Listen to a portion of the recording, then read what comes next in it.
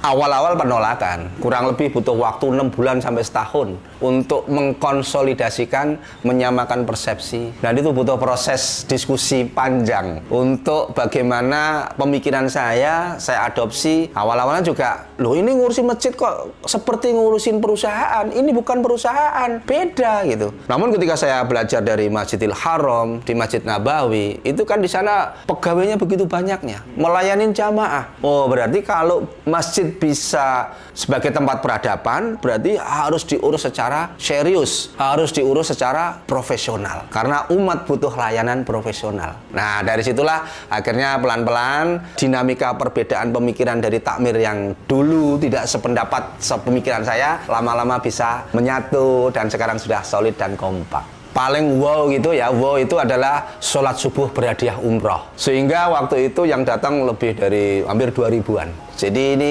menjadi magnet, jadi apa ya, trigger di awal lah gitu ya. Terus sholat tarawih mengundang imam dari Timur Tengah. Terus bergeser masjid buka 24 jam, disiapin teh dan jahe 24 jam, barang hilang diganti oleh takmir. Terus yang viral lagi adalah masjid ramah musafir. Kalau di masjid yang lain ditulisin dilarang tidur di masjid, di Al-Falah disiapkan kasur, disiapkan bantal, dan disiapkan sarapan pagi. Sehingga orang seneng ke masjid, jatuh cinta ke masjid. Nah, kalau sekarang ada masjid makan-makan, Jumat pasar bahagia, yaitu belanja cuma-cuma, bayar dengan doa. Ada beberapa orang itu di sosial media yang mengomentarin, ini ke masjid kok dikasih makan, masjid kok dikasih hadiah umroh, masjid kok ngasih hadiah motor. Ini nanti jamaahnya niatnya bukan ke masjid, bukan sholat, tapi niatnya cari hadiah.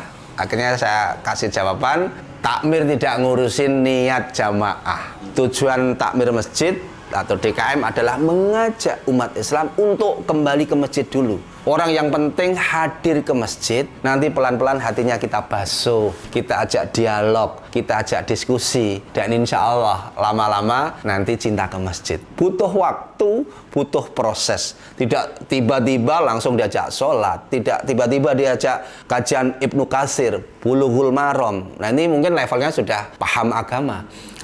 Kalau masih pemula, maka perlu daya tarik apa supaya hadir ke masjid.